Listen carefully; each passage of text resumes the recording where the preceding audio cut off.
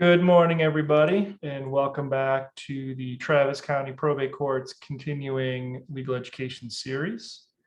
Today is May 25th, 2022, and today's presentation will be on heirships for applicants, attorneys, and attorneys at Litem, and it'll be presented by our senior probate staff attorney, Michael Jones. And just want to thank you all for coming in and attending today's CLE. This is going to be for about an hour and a half. And when we get closer to the end, I will post in the chat box and the CLE course number. And also, hopefully I can include the QR code if you prefer to just scan that code to report your hours. And everyone want to self-report their hours. If you have any questions, feel free to send me an email. And with that, I will turn it over to Mike. All right. Hello, everybody. I'm just taking a second to look through the names, and Tom's right. There's a lot of people here I don't recognize, but a couple I do. It's good to see y'all again virtually a little bit. I think it's been about 2 years since we've last done an Heirship CLE, and I think Clint Alexander did it the last time.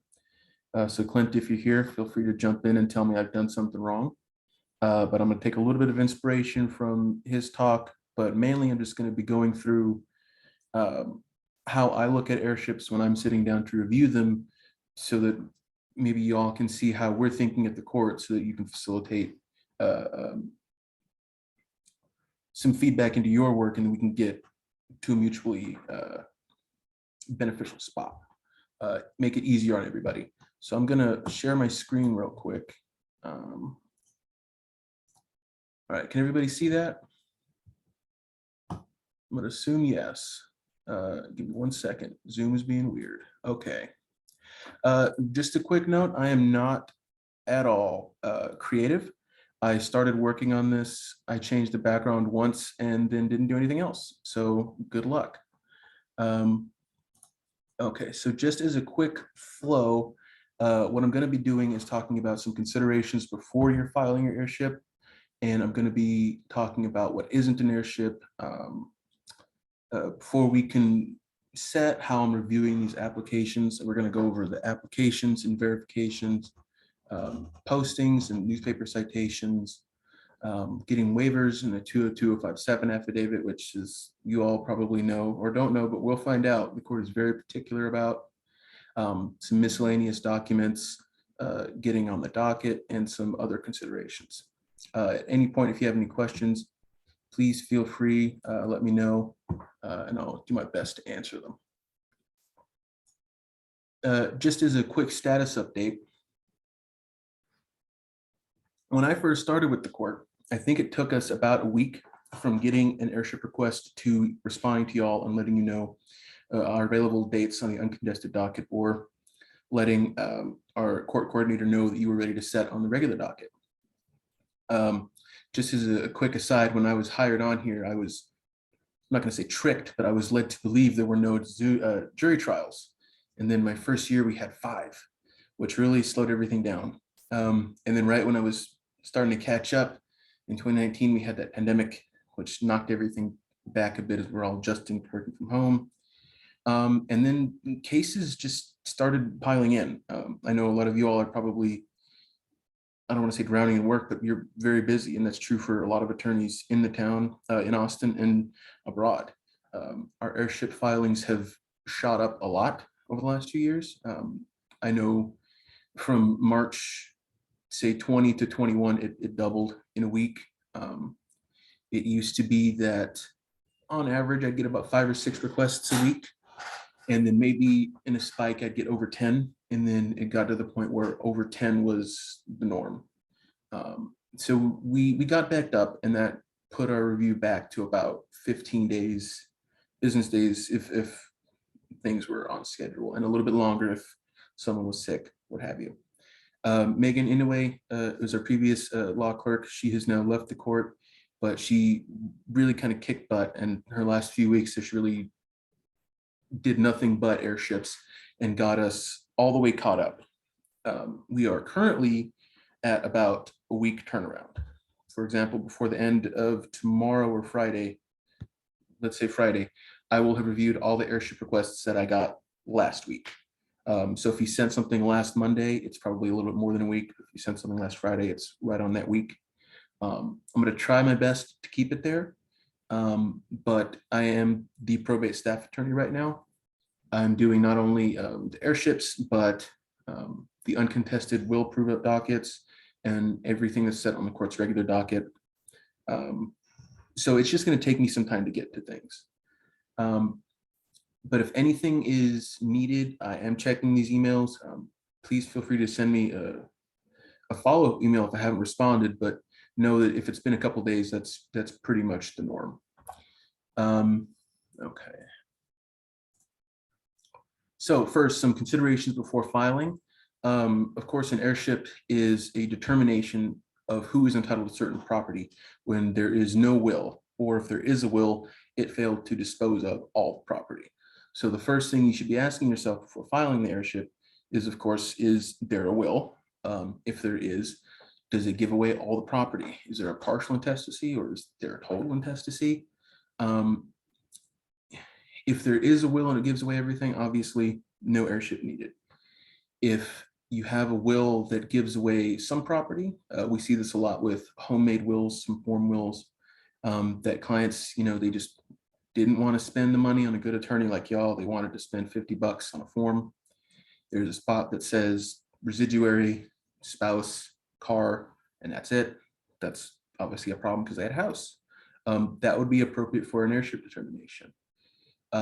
We've also seen quite a strange spike in cases where there's a joint will, or there is a will that says I give everything to my spouse, but if my spouse and I die in the same accident, it goes to my kids, but it doesn't account for a situation in which the spouse predeceased.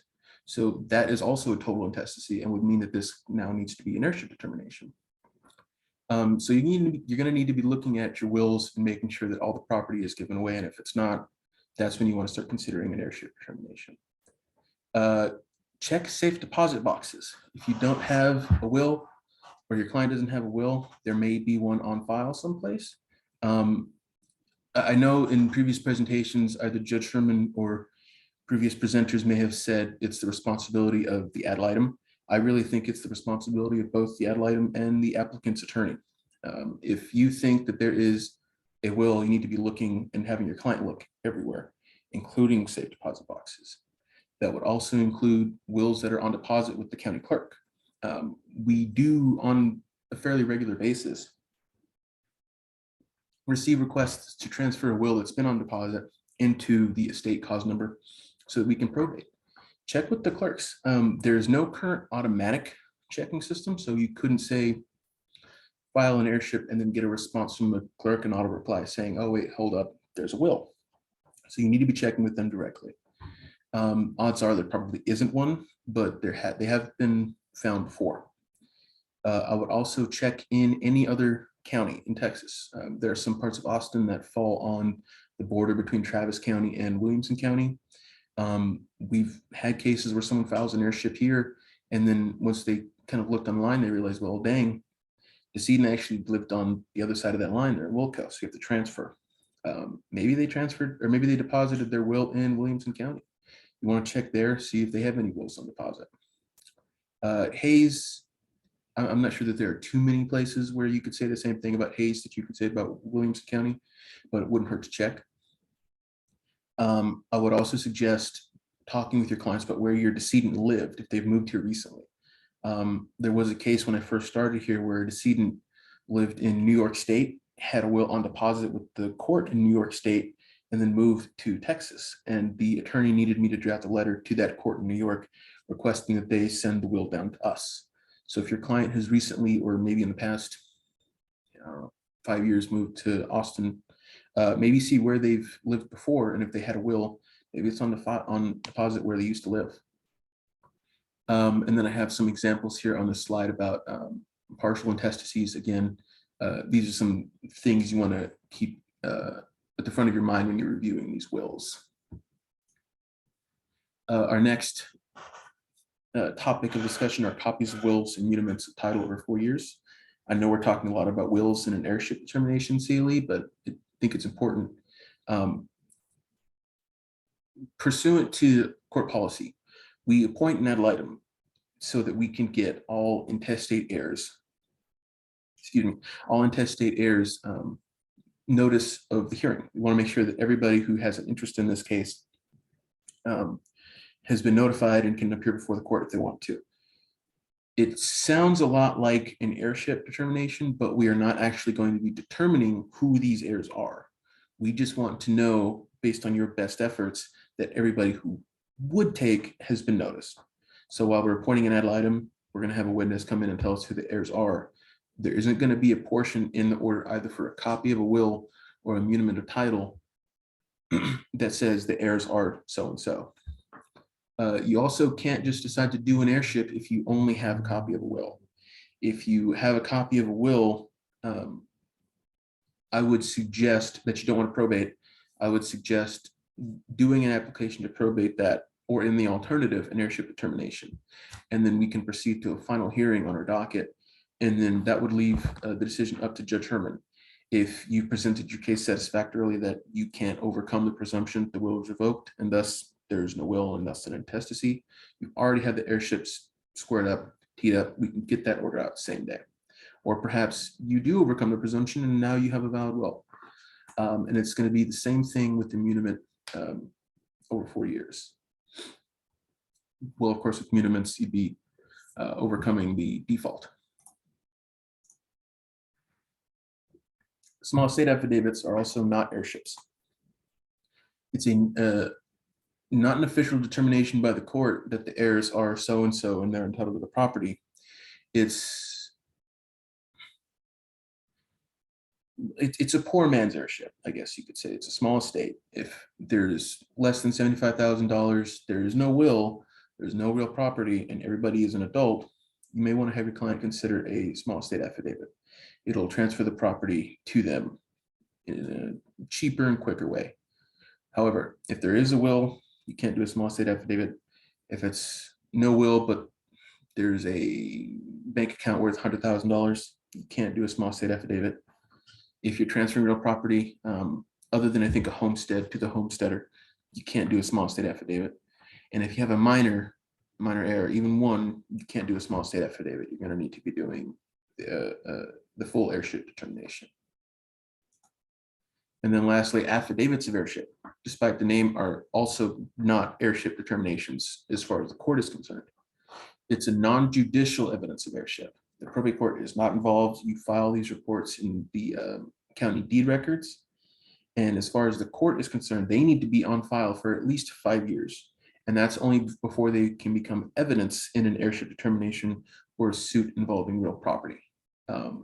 Other than that, it's not something that we're going to be involved with whatsoever.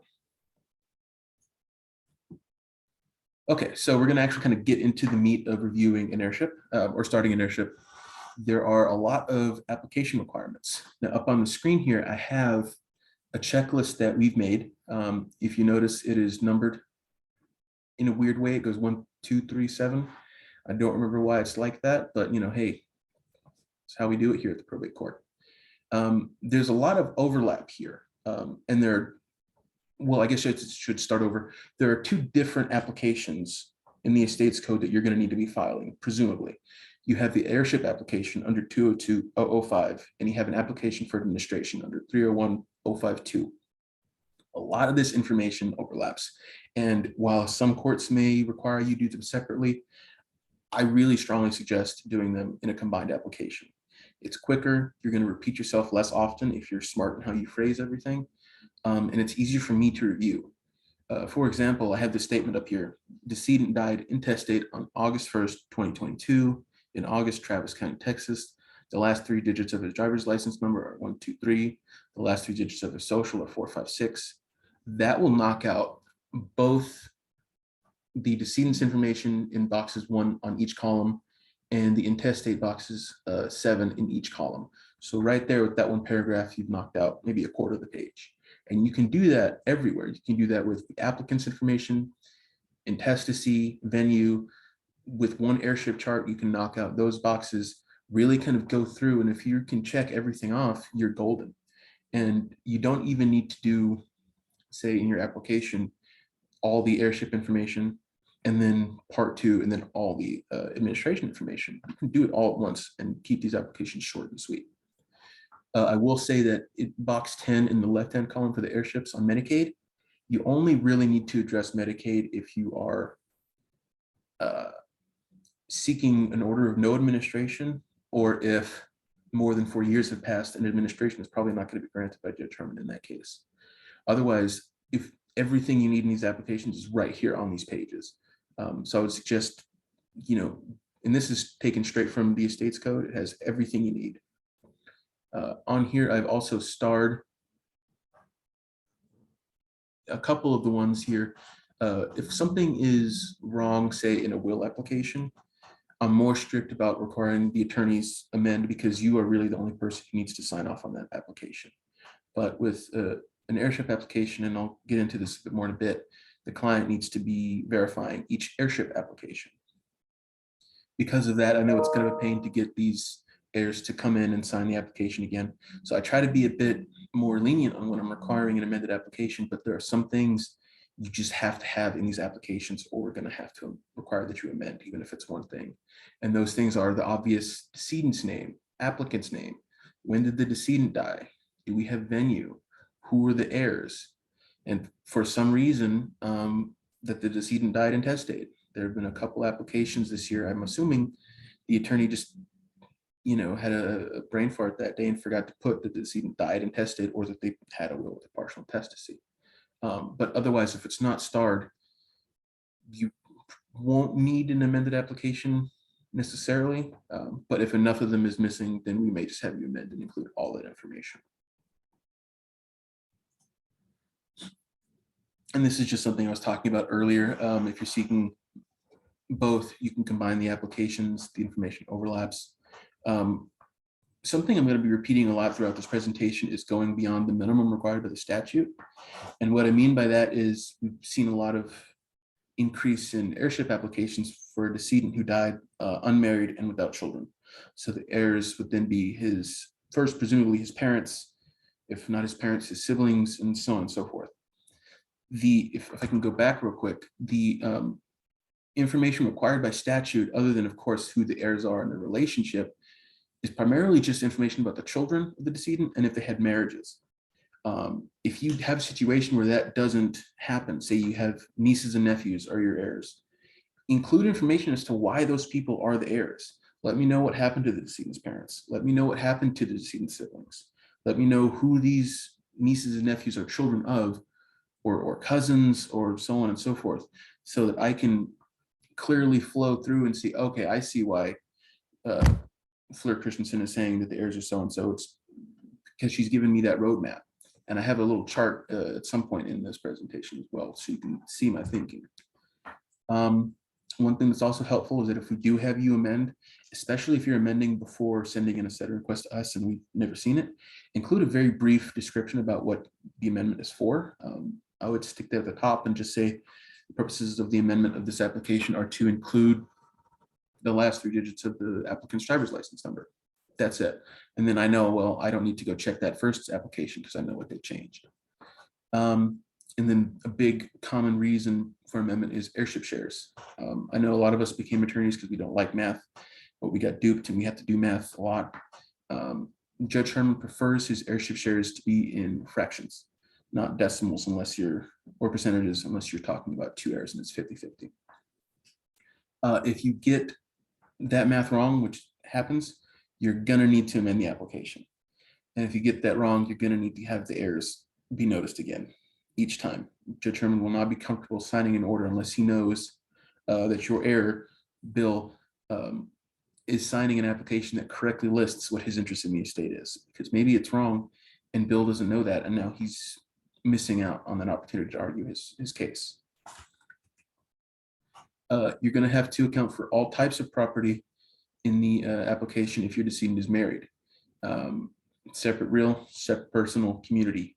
Even if you're claiming none of it existed or all of it was community property.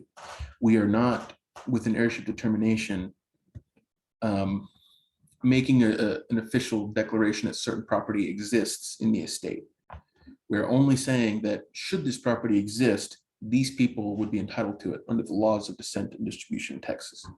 So if you have, say, a person who died married, didn't have any kids, and his parents are alive, his surviving spouse gets all his separate personal, all his community, but only half of his separate real. So a common response is, well, I don't want to list the parents as heirs because there isn't any separate real property. The wife should get it all. Fair. I totally understand that. But as the court, because he died married, we have to account for that separate real property. And his parents are entitled to it, should it exist. And because of that, they are heirs and they need to be included. Sole heir it always gives me pause. If you have someone coming to you claiming they're the sole heir, it should give you pause. It's not too uncommon if it's a sole child, but if it's someone else, you may want to figure out what the full family history is before coming to the court and saying someone is the sole heir. Seeking an independent administration. One reason we have to do an amended application from time to time is that someone wants independent administration, but they don't make that clear until the end of the application, like the prayer. For example, the title of the application will say, application for determination of heirship and letters of administration or appointment of administrator. That defaults to the Estates Code's version of a dependent administration. If you want an independent administration, you have to say independent administration everywhere, especially in the title, and that's for the posting, which I'll get into in a few minutes. Are there minor heirs? It's going to be a dependent administration if you need an administration. I've never seen Judge Herman appoint an independent administrator, and I really don't think he's going to. There is a section in the Estates Code dealing with incapacitated heirs, and it does say that a guardian of the incapacitated heir could waive and consent to an independent administration. But it also goes on to say that the court may not create an independent administration if it feels that it's not in the best interests of the heir. And for incapacitated heirs being minors, Judge Herman will always say it's not in their best interests to have one. If we're talking about a guardian or rephrase, if there's someone who's an adult who is incapacitated and they have, say, power of attorney that grants them the authority to act on estate matters, you might be able to get an independent administration. It's kind of case by case. You're more likely to get it if the agent under that power of attorney is not the same person who wants to be the independent administrator. It's a little sticky when you have someone consenting to themselves, or someone in one capacity consenting to themselves serving without court supervision in another capacity. And we kind of don't like that. If there's an official guardian of the person, a guardianship with this court especially, you are even more likely to get the independent administration because there's still that court oversight somehow for that one heir. And you're even more likely to get it then if the person is not the independent, the guardian is not the independent administrator. Now, if more than 4 years have passed, there is not going to be an independent, there's not going to be any administration. I've only seen an exception to this twice. And I understand that the law accounts that there could be a request to recover property owed to the estate. But Judge Herman agrees that that provision exists, but it's very rare and doesn't always apply, especially when people come to court. The one time I saw it, it was in very specific facts, circumstances that I'm not going to get into, that if it were to repeat, I would be very shocked. Just what are the odds? So if you have more than 4 years have passed, there are some other options we can talk about, but it's probably not going to be an administration. And Mike, just to clarify on that, are you saying if the application was filed after 4 years, or right, it was filed previously and then 4 years have elapsed? That's a good question. What I mean is, if 4 years have elapsed since the decedent died and you filed your application. So if you file your application within 3 years and 6 months with the decedent dying, you can still get an administration, even if the hearing doesn't occur until after the 4th anniversary. But if 4 years have passed and you still haven't filed your application, you've now kind of missed that window. That it's now not an option. Mike, we have one question Sure. that I'm not sure if you want to answer now, but I don't know if you see it in the chat. I'm not sure who to direct questions to, but if heirs at the first line are deceased, do we continue to list their heirs? I don't see that in the chat, but I think when you're starting to cut who the heirs are, you need to cut at the first generational level at which there are heirs to take.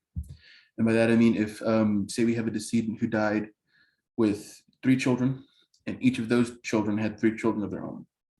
So he had 9 grandkids, 3 children. If the decedent died and even one of his children was alive, then we cut the estate into 3 shares. That one child gets his third, and the other 2/3 are then split for their 3 children. So it would be, I can't do the math that quickly, but that's how you'd break that down. But if the only people surviving at the time were all the grandchildren, then you'd cut that into 9 shares equally.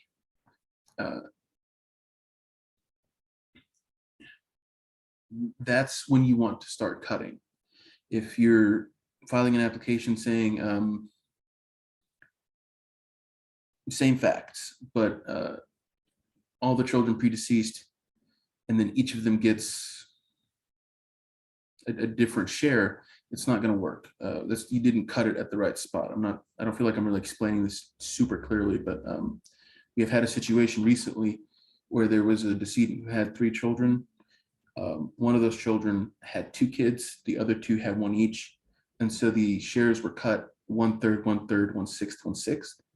But all the decedent's children had predeceased. So it really should have been a quarter all the way down. That's when you need to start cutting. Hopefully that answered the question. And if not, come back in the chat and I'll try to clear that up. I think Marilyn Poole is asking about a question about an heirship within an heirship. If your heir is another heir, we are not going to do an heirship within an heirship. If the decedent post-deceased, if the decedent's heir post-deceased the decedent, we are not then going to say the heirs of our prime decedent are A, B, and C, and C's kids, E, F, G. We're just going to say it's A, B, and C.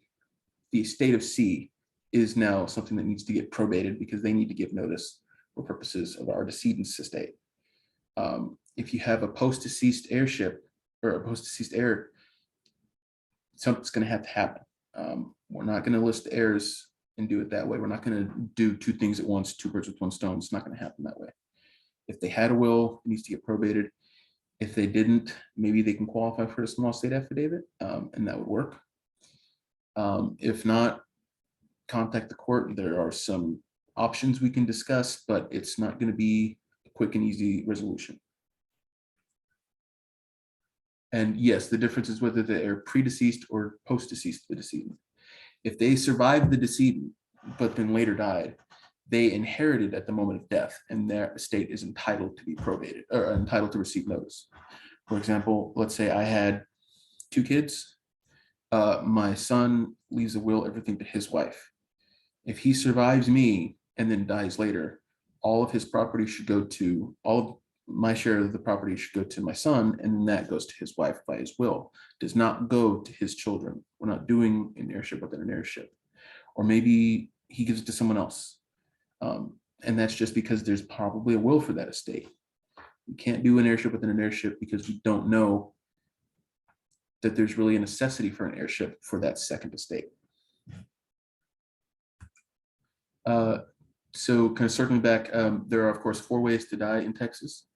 You can die married with children, married without children, unmarried with children, and unmarried without children. And that kind of dictates how the property is going to get split. Being married with children or typically being without children is when things get a little complicated. And if you just have children, it's the easiest. Married with Children is a great sitcom, and I will argue with anybody who disagrees. And it is also the most common way that we see decedents die intestate. They had a spouse, had so many kids, that's it, it's clean. This chart, or these snips of these charts, are available on the website. It's one of the first things. It's about who takes when the decedent didn't have a will. The one I do want to point out a bit is this bit on separate real property. The surviving spouse only gets a 1/3 life estate if the decedent died married with children. They do not get a third outright. They get a life estate that is then cut into a third. And then the children take equally. So a decedent dies married with 3 kids. Each child gets a third of the separate real property, subject to the 1/3 life estate of the spouse. I've seen that not cut quite right recently, so it's required amended applications. But so long as you keep the spouse at a 1/3 life estate and the kids get it even, subject to the life estate, you'll be fine. And then so we're going to kind of come back to this types of property. If you're saying there's separate real property or there isn't, you still got to account for it. Like I mentioned earlier, even if you swear there's not, you have to account for separate personal property, even if you say there isn't. I've heard Judge Herman jokingly kind of comment that that's a pretty sad situation because that means the decedent died never having received a gift in his life. As we all know, separate real property includes gifts. If someone received a tie, a nice little ceramic figurine, a car, those gifts are separate property and they're separate and they need to be separate personal property and they need to be accounted for in the estate. Even if you had someone who's married for 50 years, it's 99% of that property is probably community, but there's still some separate personal property you need to account for.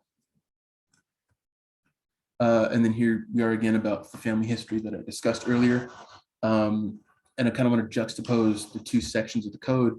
202 dealing with the heirship requires a lot more information about the marital history of the decedent than the administration provisions 301 does. 301 simply just wants to know if there was a divorce, and if so, from who. Whereas 202 wants to know, who did the decedent marry? What's their, when did they get married? Where did they get divorced? And for each marriage. So if you have someone with 5 marriages, that's a lot of information you need to be providing. And then conversely, 302, the administration provision, requires more information about children than 202 does. They want to know not only who the children are, but when were they born, where were they born? And then again, if you have a situation where the heirs are not the married spouse of the children, let me know who the heirs are and why those people are the heirs. Let me know about the parents, the siblings, the nieces and nephews, or the grandparents and their children and the cousins and so on and so forth. A good shortcut that I have is if you want their names to be in the heirship judgment as entitled to the share of the property, you need to be explaining why in the application and in the heirship testimony. Now we have a question from Stephanie Louie. In the case where one of the decedent's children dies after the decedent, but before the application is filed, would be called the heir the estate of deceased child or just a deceased child who is deceased? I would prefer estate of deceased child. I think it's clear from the get-go that this person has post-deceased and is entitled to share the property. That's a personal preference. If you have a court in another county that wants it done differently, do it that way. But also if you send me this application and you just say deceased child who is deceased, I'm not going to kick it back and tell you to refile it. As long as it's clear that that person is dead, I'm fine with it. Yes, Marilyn, the PowerPoint will be sent out after the presentation. And this is the flow chart that I'm talking about. Was the decedent married? That's where I always like to start. Did they have children? Everybody who survived. If they didn't, did the kids have issue? If they didn't have any children, or of course no issue survived, did the parents survive the decedent? If not, the siblings, and kind of so on and so forth. If you can get to a point where you can say, yes, the decedent was married and yes, he had children and they're all alive, you can stop. You're good to go. I don't need to know about the parents and siblings and nieces and nephews.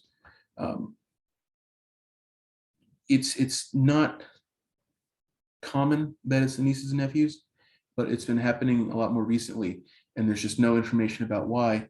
And then I need to email you, the attorney, and say, I can't set this, you need to give me more information. It just delays everything. So if you add this information into the application now, I don't need to worry about it. You've cleared it up, we're going to move on. So after your application is done, for an heirship application, you need to do a 202-007 verification. It's very simple. And it is only required for the heirship application. I believe if you do them separately, the only one that needs to be verified is the heirship. If you do them combined, of course, it needs to be verified. You don't need to get fancy with it. I've had some people put in a lot of information, and really all I'm looking for is all the application allegations in the are all the allegations in the application true, and that no material fact or circumstance was omitted. That's all I'm needing. If you're adding a ton of extra information in there, I mean, cool. I didn't need it. And I have a statement here. This hits perfect for me. Insofar as is known to me, all the allegations in the foregoing application are true and substance. In fact, no material fact has been, within my knowledge, been omitted. Perfectly fine. With the rise of Zoom hearings in the pandemic, we had a lot of people want to do them by unsworn declaration instead of being notarized. And that's fine, but part of the problem was, ironically, people were omitting the language about the no material fact or circumstance was omitted. You can combine these two sections, and you may seem like you're repeating the information, but everything required by 202.007 needs to be there if you're doing an unsworn declaration. If it doesn't say everything was true, and if it doesn't say that nothing was omitted, you're going to have to redo it. The posting. Earlier, I mentioned that if you want an independent administration, you need to make that clear everywhere. That is, it can't be more understated than in the title of the application, because the clerks base the posting off the title of the posting based off what your application says, the title of it. If you have an application that says letters of administration, which of course means dependent administration, that posting is going to say dependent. So if you want an independent and I make you amend, you're also going to need to do a new posting. And since the clerks didn't mess up, you're going to have to pay again. So that's another 10-day plus a Monday waiting period and more fees, and just a further delay before you can get to a final hearing.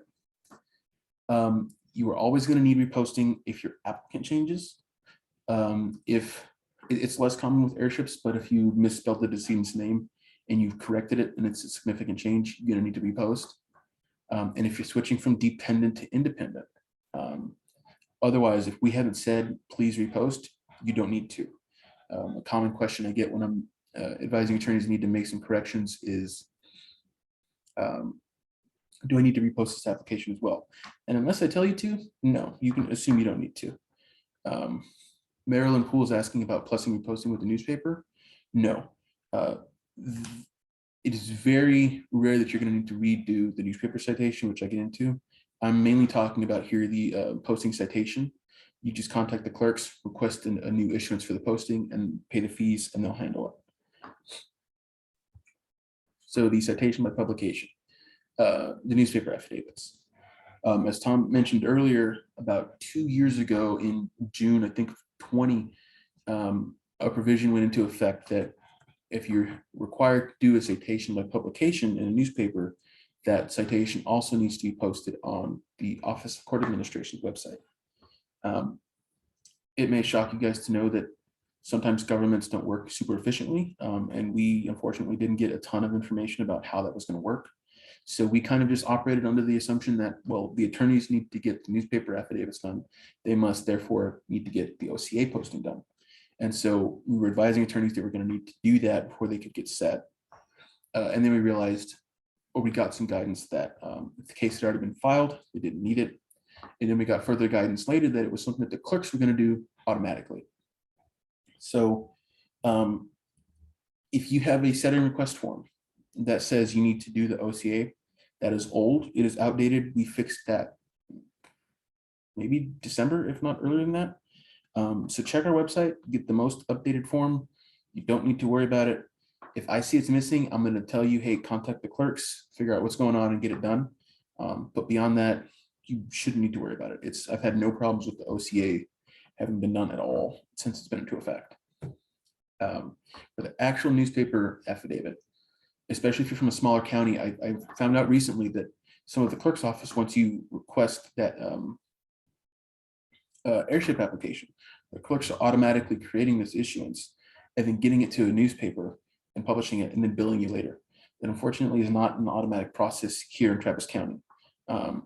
After you file the heirship application, you need to be contacting the clerk's office downstairs requesting the issuance so that they're going to give it to you, and then you need to take it to any newspaper that has general circulation over the whole county. As you do that, that's what triggers them to do the OCA. So until you request a newspaper affidavit issuance, they're not going to do the part for the OCA website. The general circulation has to be over the whole county. Almost always see the Chronicle, occasionally the Statesman, very rarely the Austin Business Journal and the Villager. Those are all acceptable. They are all over the entire county. There is one called the Pflugerville Flyer that won't work because it's only for Pflugerville. If you're unsure of whether it will qualify, check that newspaper's website or printings, see if they advertise as being over the whole county or over a portion of it. If it's only a portion, it's not going to qualify. It's also not the notice to creditors. I've had a couple, especially the newer attorneys, asking about that. The notice to creditors will come after your client has been appointed an administrator. It is not what we need to do now. The issuance should be saying something along the lines of, Tom Ruffner has filed an heirship application for the estate of Michael Jones. All unknown heirs are noticed to appear, et cetera, et cetera. That's the one you want. If it says anything about creditors, that's not quite it. I also want to point out that it's always required unless, I forgot to put in the section here. Good on me. The exception, I believe, is that the cost is over $200.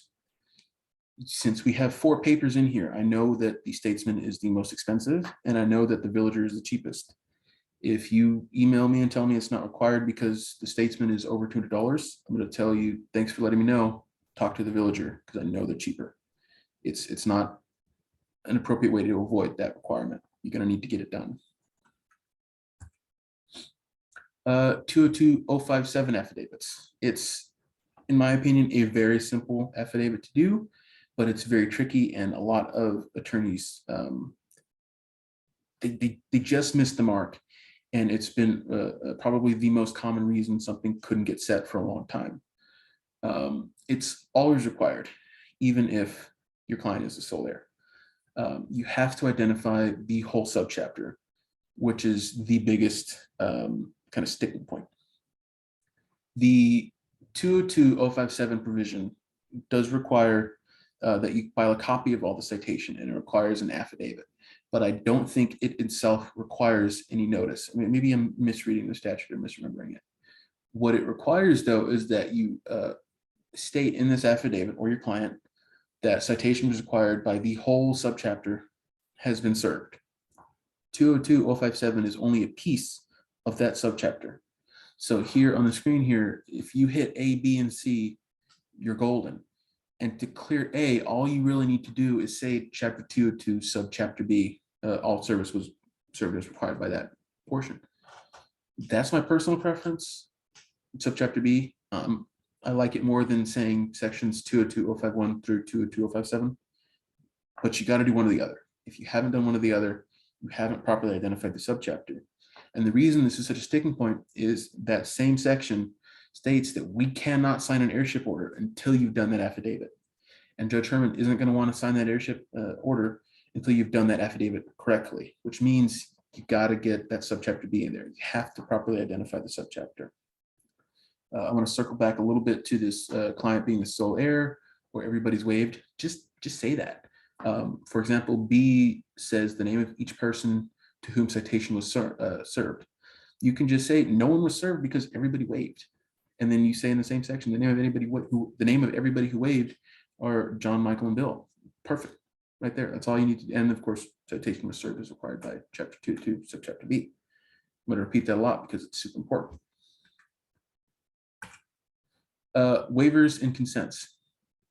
We're pretty much done with all the documents you need to be filing. I think this is the last real kind of sticking point that needs to be there for every case. Every heir needs to be served a waive consent to the heirship application. And if you want an independent administration, they of course need to consent to the creation of the independent administration, and they need to waive bond. If you have a minor who is under 12, the parents or guardians can waive notice on their behalf, but again, they can't consent because we're not, or they can consent, but we're going to disregard it because we're going to create a dependent administration. If your minor is 12 to 17, they need to be served. Personally, I would suggest if you have a minor who's 17, if the family situation allows it, you may want to hold off on finishing the heirship until that minor ages out and then can sign a waiver when they reach the age of majority. But that's not always the situation, and I get it, but they're going to need to be served. It's kind of an intimidating experience for a child. I mean, I'm 30 years old and I still get intimidated by the sheriffs downstairs. Contact the constables. They will do their utmost best to make it as unintimidating as possible for the minors to get served. And they'll file it with us and we'll be good to go. If you need to amend to correct an heir share, you got to get a new waiver done. This is true even if the heir says in their waiver, I'm waiving notice on amended applications. Judge Herman, again, he wants to make sure that your heir has gotten notice of what they're going to be getting and that it's right. If someone is getting way less than they should be, or they've the amended application and adding in a new heir, they got to be noticed. However, if say you just made a typo, you have two heirs, instead of saying 1/2, you did 1/2, 1/4. The heir who's gets that 1/2 interest, it was right.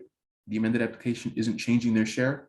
You don't need a new waiver from them. They are fine. They're not impacted by that amended application. The other one, that quarter heir, he's going to need to be noticed that he's now getting more than 1/4. For every, Madi is asking, for every heir that needs to be served or waive consent, is that still just at the first generational line? For example, if out of 5 adult children, only 1 is surviving, just that 1 needs to be served or waive consent. Just that 1 child needs to be waiving. The estates of the other 4 children don't need to be noticed. But if any of those 4 children had children of their own, those grandchildren now are heirs and they need to be signing waivers.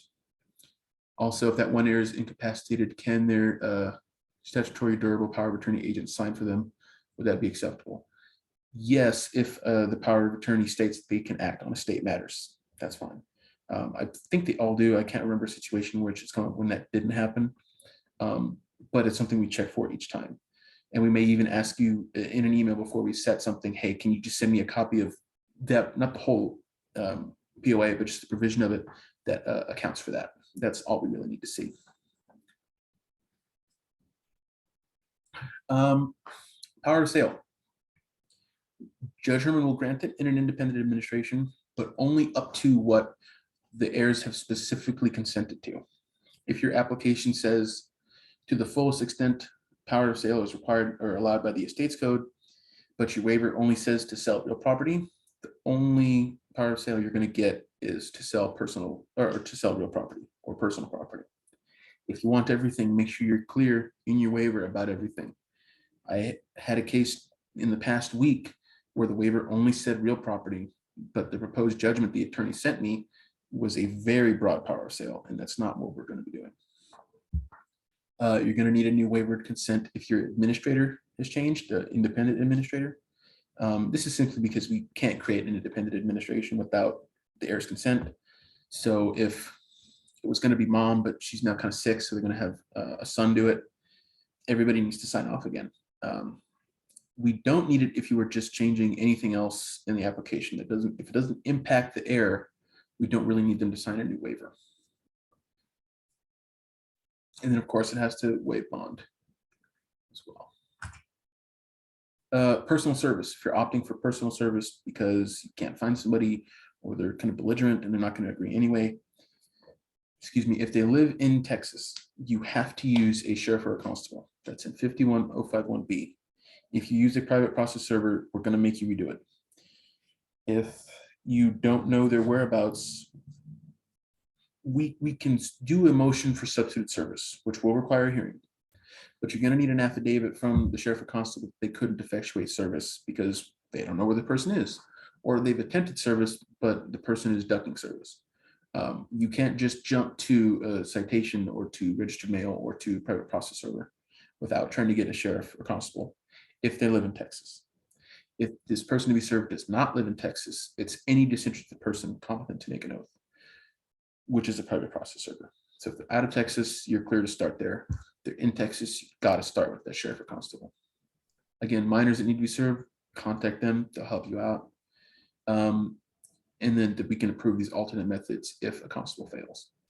I recently was at a presentation in which I discovered that we can now serve people through social media. I've never heard of that before. I doubt Judge Herman even heard of that before. Maybe he did. I would be very surprised if he grants that. I think if there's some issue getting someone served with the sheriff or constable, he's going to go through citation by publication, by posting a notice to the front door of some location or leaving with an official registered mail. He's going to do all those things, even by email, before he's going to approve service through social media. If that's what you want to proceed on, make sure that everything else isn't going to work. And be prepared to argue that point in court, because it's probably not going to work. We have a question from Mr. Anton. Does the private process server out of state have to be licensed or certified as a process server? I believe the section of the code says any disinterested person competent to make an oath. I would suggest a certified private process server rather than some guy at the 7-Eleven. But I can't recall for certain if the state's code requires that it be a certified process server. Mike, and I just want to add one thing about if you are serving someone in Texas, but they're in another county, you'll ask the clerks here for the packet, the service packet, but don't then give it to Constable 5, because what they'll do is if it's too far out, they'll just send it by certified mail, which most likely won't be sufficient. You'll want to schedule either a pickup or having it delivered to the constable of that specific county. Exactly. General denials and consents, contests. And sometimes we get an heir who they just don't like attorneys, they just don't like a client. They're being a bit unreasonable. They're going to file this kind of pro se contest to general denial. We have to, at that point, consider it contested, even if they're only objecting to the client being the administrator. Or sometimes, pro se's, they'll send in a letter that doesn't really make a whole lot of sense, but they say they're contesting the application. Now it's a contested matter. We're going to have to proceed with the dependent administration. We're going to have to proceed on the court's regular docket. If they subsequently agree and they're fine with everything, you can have them file a new waiver. You can do a family settlement agreement, but unless there's something in writing from them on file saying they're fine with independent or they're dismissing their contest, that's how we have to proceed. Notices of appearances sometimes get filed. They are not contests, but I'm always going to ask the attorney who filed that notice of appearance to confirm with me that they are not planning to file a contest. And this is just so that I don't set it on the contested docket and then I have to kick it off the docket because now there's a contest. I'd rather know ahead of time if they're planning to do that, just so we don't get your clients to take off work and then, oops, now they have to go in. Independent administrations versus dependent administrations. I just kind of want to go over this a little bit for the newer attorneys here. No court oversight. They remain open indefinitely. There's no bond. You do not need to close an independent administration. We've seen a spike in people wanting to close them the last couple of years. I don't know why. I think there's a benefit to keeping them open. One of my first cases when I was here full time, I believe the attorney was Lacey Jones. If you're here, you can speak up. She had a case where she needed to appoint a successor to an estate that was completed in the 60s. And I went and I found the file and I looked through it and there was no order closing that estate. So it was a very simple application to appoint a successor. We posted, we got it done. Had that application been posted or that administration been closed, it probably would have been a lot more difficult to get someone appointed to deal with that property, a lot more costly.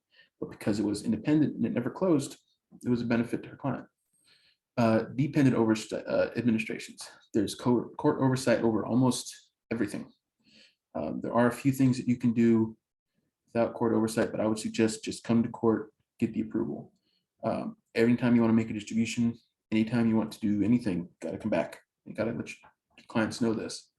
They need to be annual accountings and you should close them within 3 years. That is from a removal section in 361.052A6. There's language there saying that we can remove your dependent administrator with notice if they have failed to close the estate within 3 years of being appointed and they haven't shown good cause as to why the administration needs to continue. If you do have an administration, it's been about 3 years, file a motion or something with the court saying that there's a continued need for it. It needs to be verified by oath, and we'll work with you on keeping it open. But Judge Sherman is going to want to know how long you're going to need before it's closed. He wants, even at the hearing appointing your client as dependent administrator, he's going to ask you, when do you think you're going to close it? Having open administrations is not something the court likes either. So we want them closed, not as soon as possible, but as soon as is appropriate. It's always going to require a bond.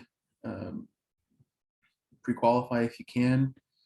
If your heir or your administrator doesn't qualify for a bond, I really would suggest trying to find that out beforehand and maybe getting someone else to serve as the dependent administrator who can qualify.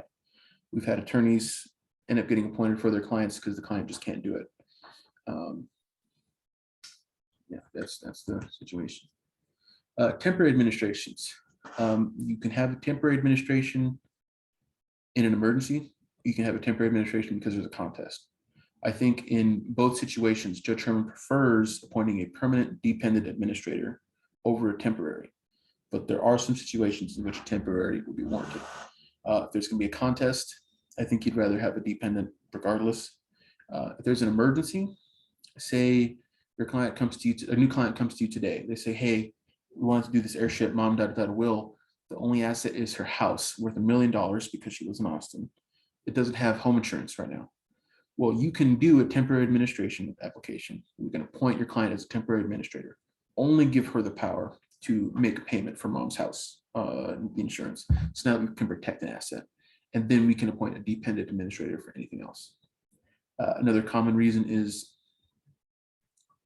your decedent owned a business and people need to get paid. That would be appropriate for a temporary administration. But if there's some time, if you can file an application and wait the 10 days plus a Monday for the posting, I think Judge Sherman would prefer to do the permanent dependent administrator, take care of everything rather than do the temporary, but the temporary is still a viable option. Just file those applications. Let Tom know immediately, and we will talk to Judge Sherman and see what we can do. Bonding, this is just a very quick thing I want to touch on about how the court will bond if it's necessary. It's just liquid assets plus anticipated revenue for a year plus 10%. I know Judge Sherman prefers kind of round numbers. So if this number would go up to 390, he may bump it up to 400,000. But the minimum bond he's going to require is a $13,000 bond. We don't bond for real property unless you're planning to sell it right away. Otherwise, we're going to increase the bond at the point of sale. And again, pre-qualify if possible. Try to figure out if your client can get that bond done early so that it's not hang up later. In kind of sum on these heirship issues, if your client is the sole heir, I doubt it. If you're saying everything is community and there's no separate property, I doubt it. Minors, dependent administration every time. If you have an incapacitated heir, maybe a dependent administration. It's going to be case by case. We'll take it up at the hearing. I will typically prepare two judgments, one that creates the independent, one that creates the dependent, and then whichever one Judge Sherman wants to go with is what we'll do. If the heirs can't or won't sign a consent, it's a dependent. And disclaimers and assignments, which I'll get into in a bit. Disclaimers, Judge Sherman will likely not give effect. They don't pass property the way a lot of attorneys seem to think they do. And if you want the assignment to be given an effect, recently he's wanted a declaratory judgment for that. But regardless, what we're going to be doing is issuing an order saying who the heirs are entitled to property under the laws of descent and distribution, but subject to the assignment or family settlement agreement. Some other considerations: equitable adoptions, common law marriages. Equitable adoptions are a very high burden to me. I've only seen him do it maybe twice. It's, you have your elements. There has to be an agreement to adopt a child, and it has to be performance by a child. Every time we have these cases come up, the first thing Judge Sherman says to me is, well, what's the agreement? Who's the agreement with? What is the child even doing other than taking out the trash and doing their chores? It's just being a good kid. It's not performance for this contract, et cetera, et cetera. The agreement must typically be between the natural parents and the adoptive parents. Although I will say, I was doing some research on this about a year ago, and I found some cases that, of course, I can't find now that seem to indicate, first, that the agreement could be between the adoptive parent and the person to be adopted. And another case seemed to indicate that the person to be adopted could not be an adult, which would therefore mean that the person to be adopted must be a minor, and that the agreement could therefore then be between the adoptive parent and the minor. But that hasn't been argued with us yet, and we haven't successfully made that ruling. So if that's your situation, it's going to be a tough ride. Common law marriages, it's a lower burden, but it's not infallible. Sometimes we find that there is no common law marriage.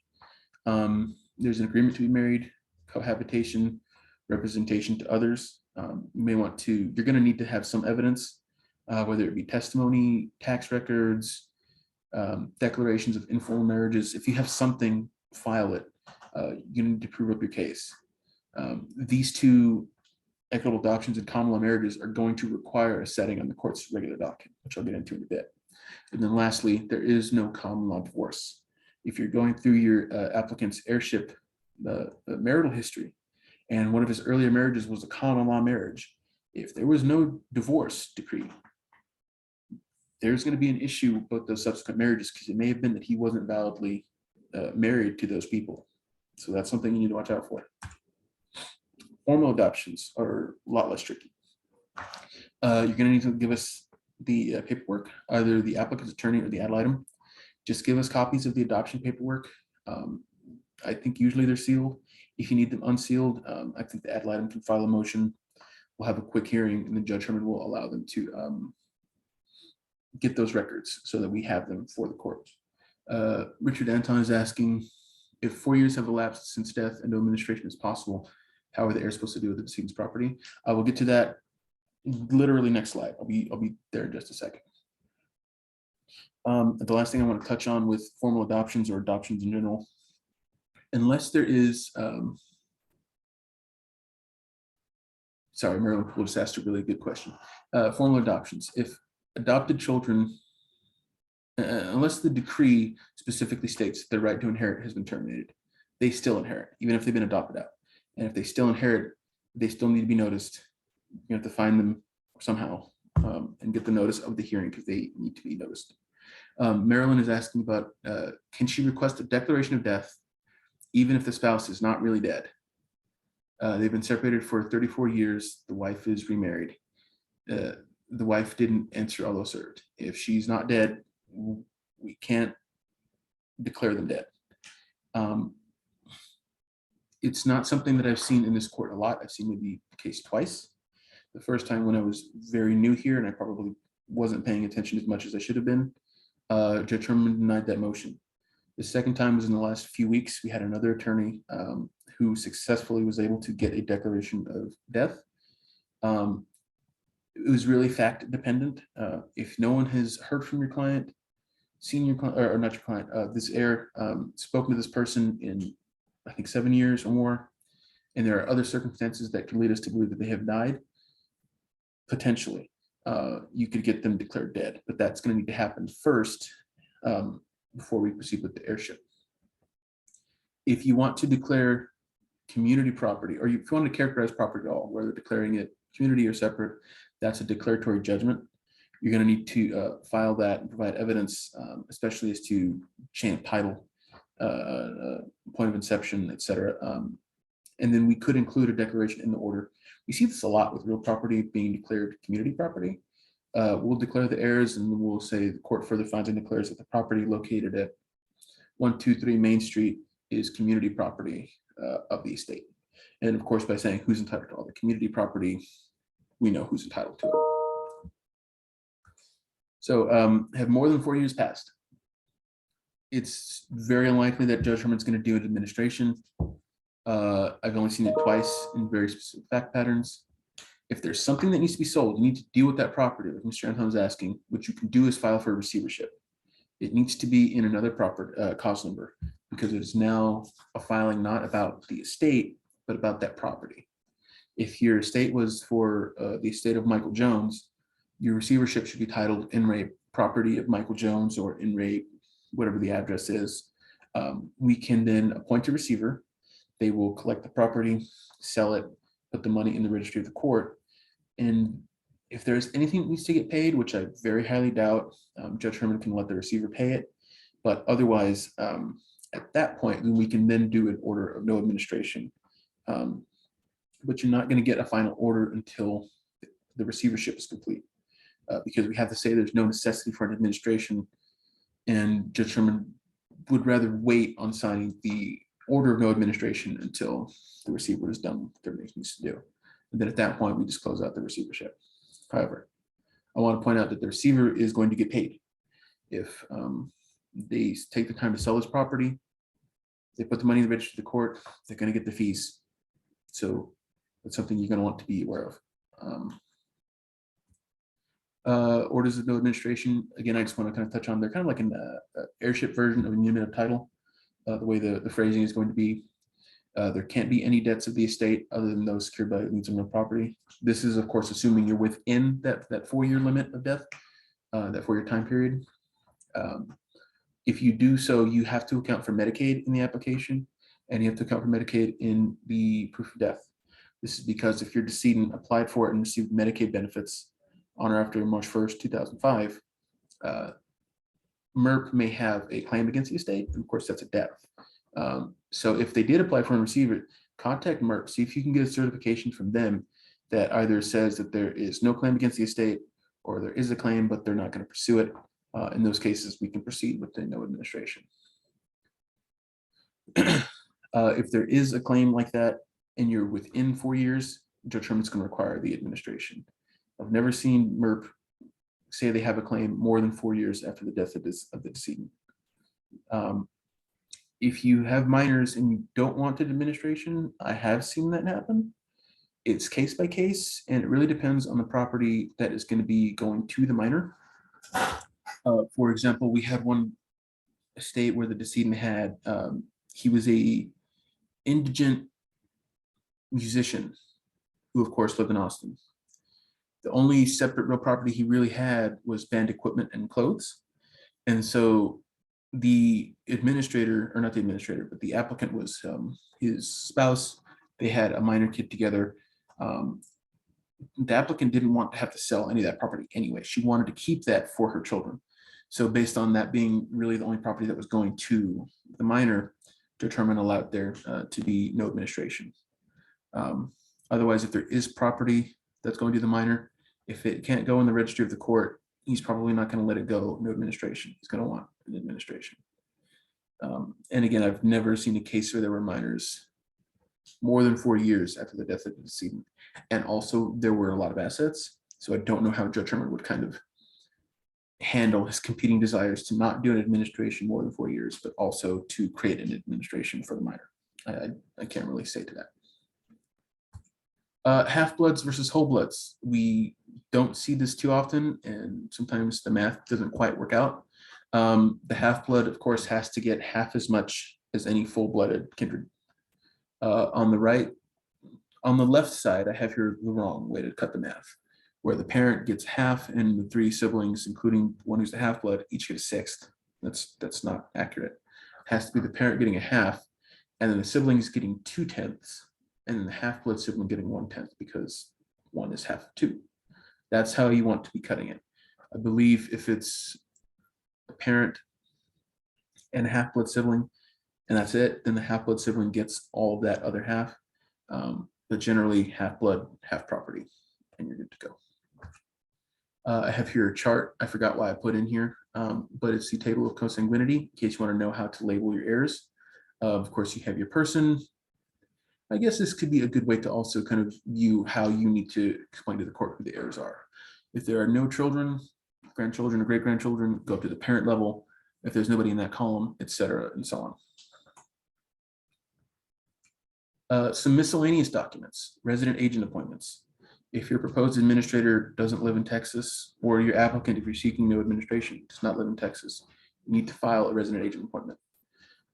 Death certificates, we need them preferably as soon as you file, preferably when I'm reviewing. If I don't see it, and it's the only thing that I'm missing, I'm not going to cause a hangup, but I'm going to tell you, hey, get me this form as soon as you can. If we don't have it on the date of the order, assigned. You then have 30 days to get it in. If it's not in, then Judge Herman has said he's going to revoke the, set aside the order and revoke letters. I've never seen that done. Y'all have been very good about getting your death certificates in before that 30-day mark. But I wouldn't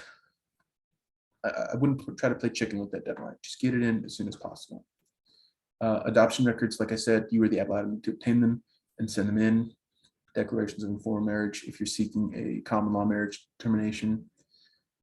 Declaratory judgments if you're talking about declaring certain properties separate from community, or that certain property is a state property at all. That's what you want to do, declaratory judgment, and you want to get your evidence in there about that. If you do have a dependent administrator going to be appointed, there are two forms I always send out: the instructions and the general information form. Both of them need to be filled out and notarized before the hearing. With the pandemic, we've been a little bit lax about letting it come in after the hearing, but now we're trying to shift back to getting them before the hearing. Please, please, please, please do not e-file the general information form.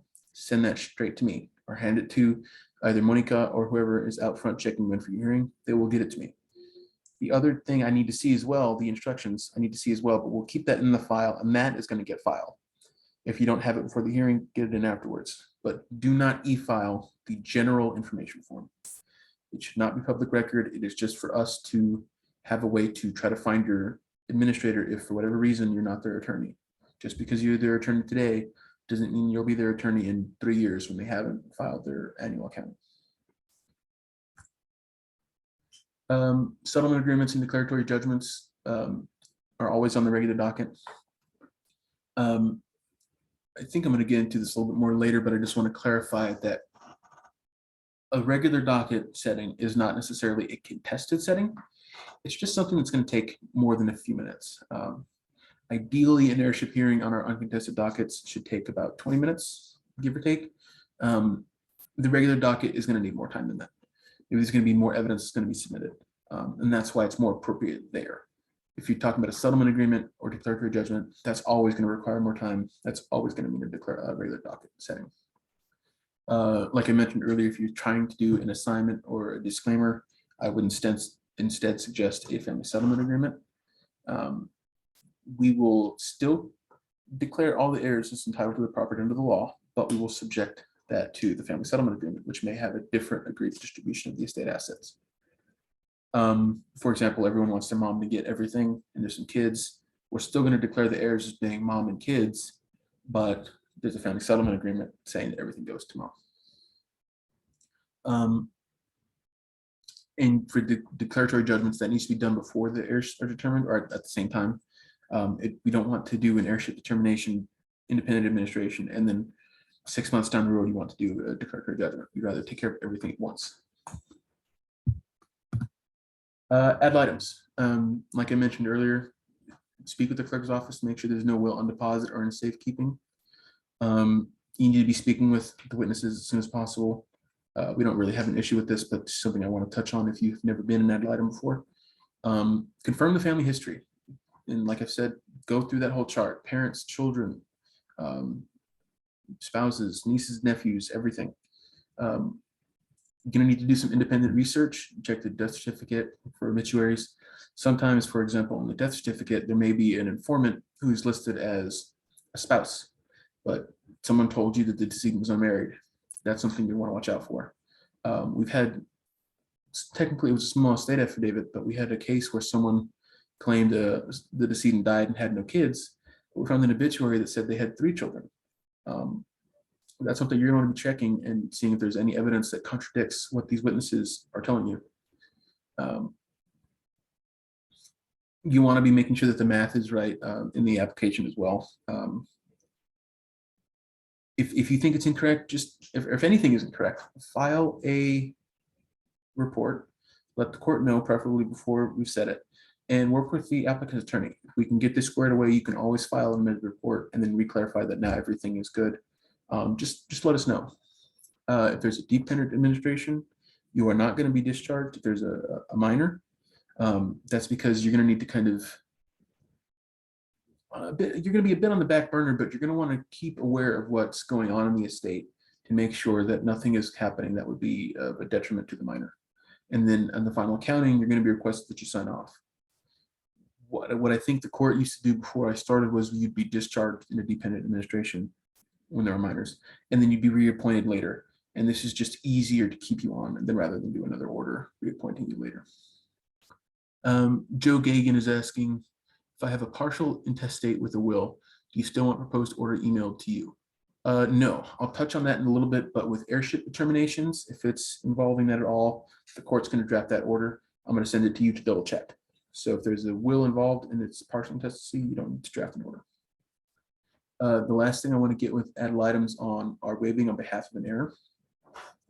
I mentioned earlier that if there is a post-deceased heir and that estate is now an heir, or there's an heir who's missing and there's not enough information to really do a alternate service, what we can accept but will never require is that the ad litem can waive on behalf of that heir. Judge Herman's reasoning is that you represent unknown heirs whose whereabouts are unknown, unknown heirs or known heirs whose whereabouts are unknown. And through some liberal reading, we can say that if there's someone is missing or they've deceased, their whereabouts are unknown, and that you can waive on behalf of that estate. This will mean a dependent administration for the estate, and it'll mean that any share that goes to that post-deceased heir is now going to go in the registry. And if somebody wants it, because like Marilyn Poole asked earlier, we're not doing an heirship within an heirship. Those people who want that property are now going to need to file their own action to get those funds.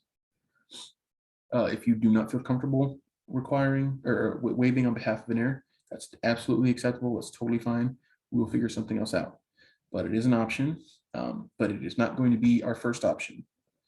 If there's a post-deceased heir, don't immediately ask your ad litem to waive. See what you can do to figure out if that post-deceased heir's estate can be probated. Getting on the docket, again, regular docket doesn't necessarily mean contested. And the things that belong on the regular docket are declaratory judgments, family settlement agreements, common law marriages, informal adoptions.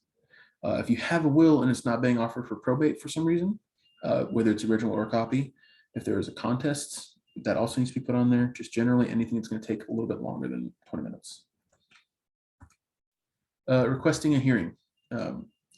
Like I mentioned at the very beginning, the OCA stuff, we have updated our forms.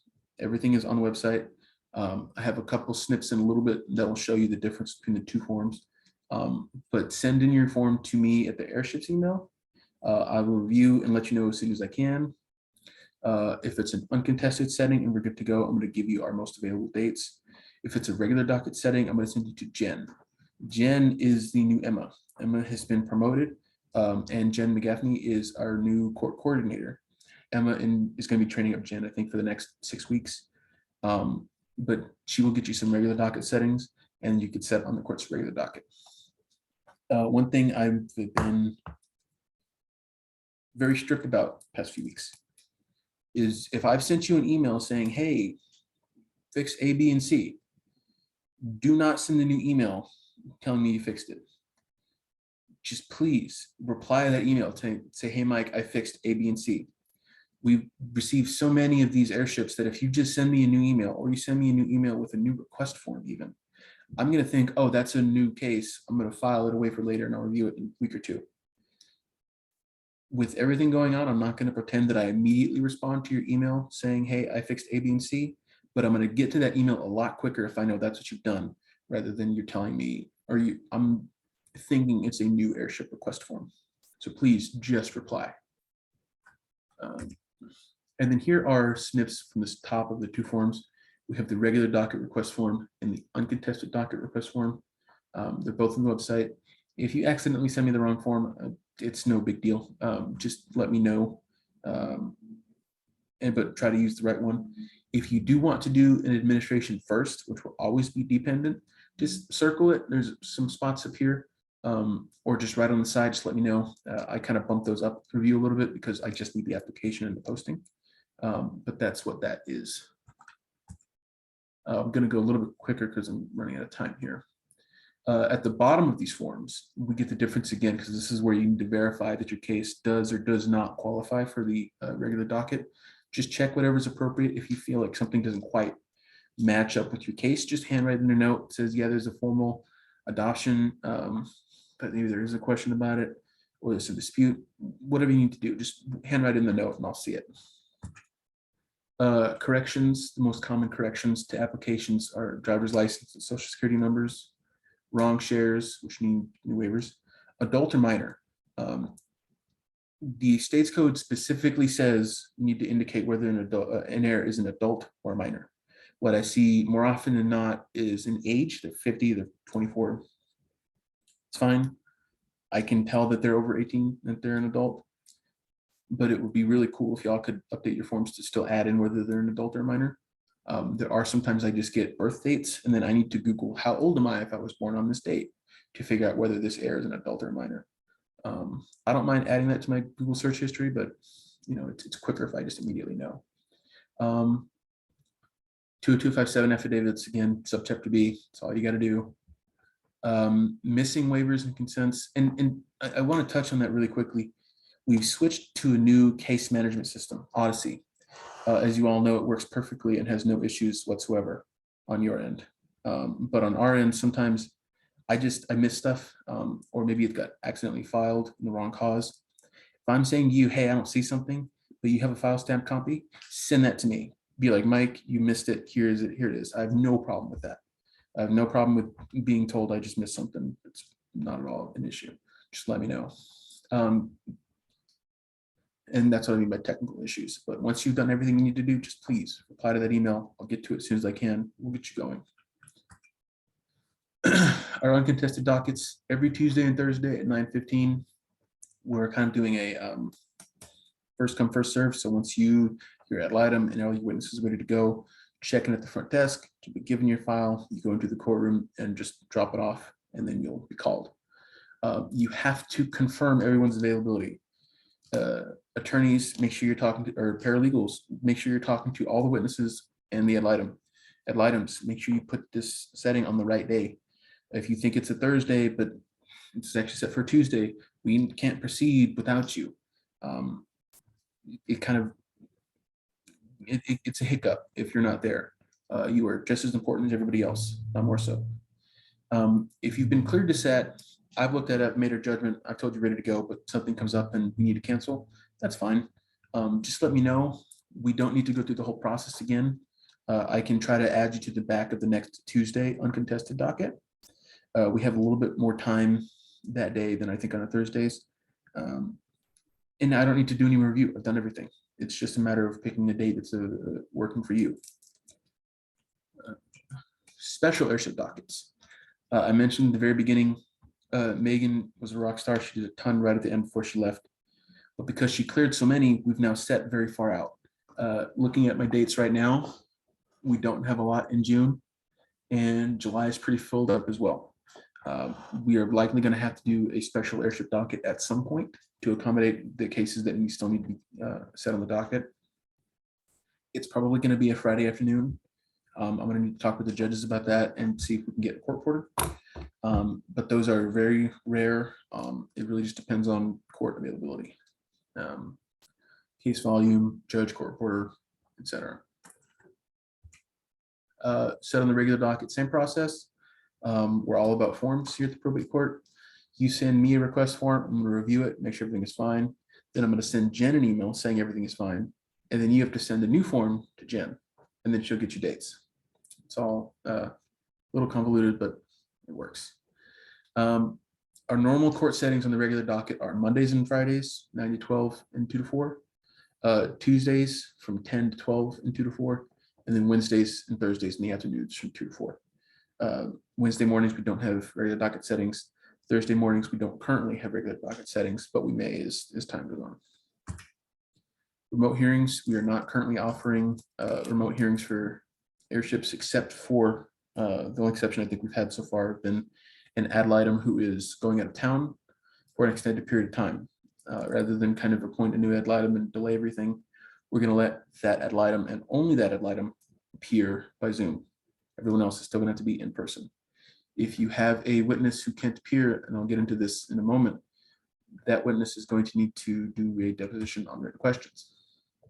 We have that in pages 8 and 9 of a handout that's going to be linked at the end of the presentation, but also on the court's website.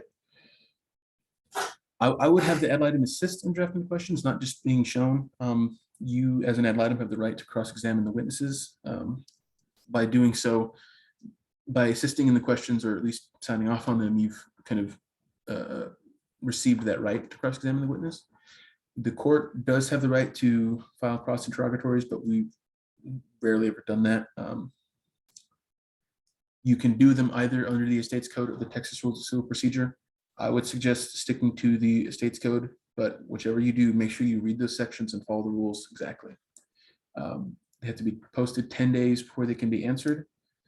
Handwritten answers are preferred. Sometimes there is a slight correction the witness wants to make. It's easier to, they can do it by handwriting. And you have to follow a question and answer format, not question, question, question, answer, answer, answer. I would also really suggest making sure you read these through very carefully. Every once in a while, we'll get a deposition where an answer isn't quite helpful. They will say, is it true that the decedent was divorced from her husband on such date? And the answer you want is yes, but the witness will say, I don't know. Well, now that witness, we need that corrected, or we need another witness who can testify about that. So if you catch that early, you can then do your questions again and get a better answer. Your proposed documents. After we get you set on the docket, please send me those as soon as you can. If you're seeking an administration, I'm going to need an oath. Otherwise, your proof of death and other facts, your 2 disinterested witnesses who need to testify to the family and marital history, and an heirship chart. You don't need to send a judgment. We do that on our own. On the bottom here is a sample of the heirship chart we're talking about. It is not a family tree or like those kind of pie charts we had earlier in the presentation. It's the same editable version of what you probably filed in your application. When I'm drafting the order, it's easier for me to just kind of copy and paste this in. If you don't have it, I'm not going to give you a headache about it. I'll just read your application and get that information there. But it's quicker if you send that in to me. For your proofs of death and your witness testimonies. Unless you're doing depositions on written questions, they cannot be signed before the hearing. They need to be signed after the hearing to memorialize their testimony that they gave in open court. So for your proof of death, for example, sometimes we get a bit more information than we really need, and I cut that down. All I need to know is that the decedent died. They died intestate. They were domiciled and had a fixed place of residence in this county for jurisdiction and venue. The necessity for the administration, and an allegation of facts, which doesn't need to be detailed. You can just say there needs to be an administration to collect assets and pay debts. That works. And that your administrator is qualified and not disqualified. Unlike when probating a will, you don't need to address children or marriages. And unless this witness is disinterested, we really can't accept that testimony. We need it from the disinterested witness. So if they don't give it, we can move on to the next witness quicker. So if I send you proof back and I've deleted that information, it's not that it was wrong. It's just that we don't need it and we're trying to move on a bit. For the disinterested witnesses, they need to have personal knowledge. Again, give me that full family history that I've been talking about. If you send me a proof of death that just says the decedent wasn't married and had no kids, and the heirs and nieces and nephews, I'm going to tell you to fix them and get it back to me.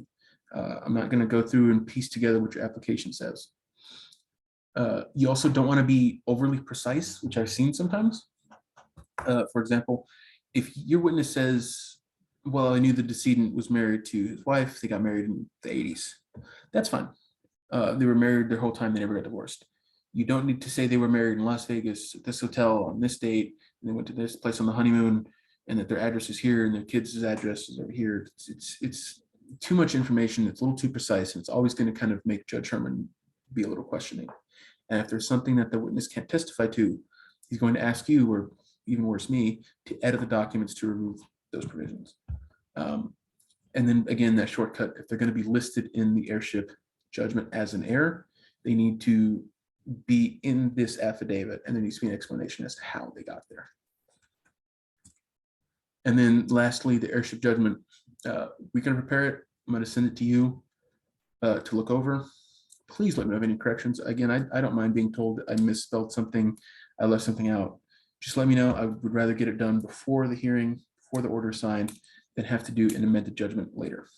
Part of the reason why we do it is, for example, going back to the power of sale language, sometimes more than what was actually requested for in the application or consented to in waivers is being included in the order.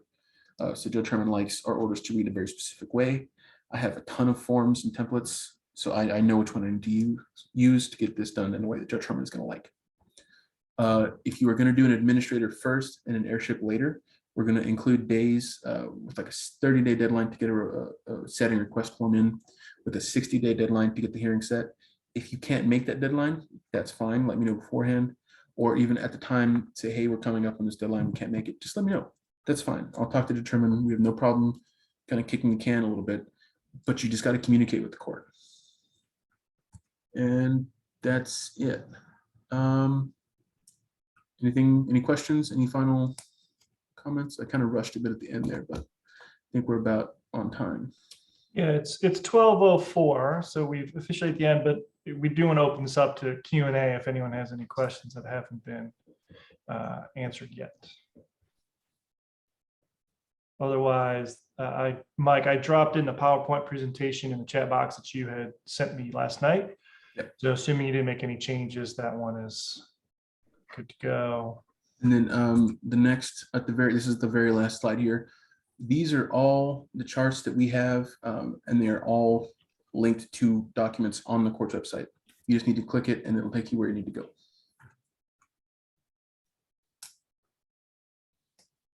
And then again, for those of you, if you haven't been able to access the document, the QR code, or you just don't see it in the chat box, the course number for today's CLE is 174-156-823. And if there are no questions, thank you all for attending. Oh, we may have one. No, say that again. The chat, the number. The course number? Oh, there it is. Okay. 174-156-823. Okay, thank you. All right. Thank you all for coming out. If there are no questions, we will end the CLE. And just to let you know, next month, we plan on doing another CLE for annual accountings and how to get them approved.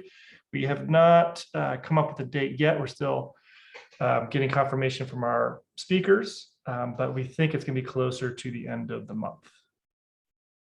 Well, thank you, Mike, for doing the presentation. It's fantastic. All right. Thanks, everybody. Thank you, everyone.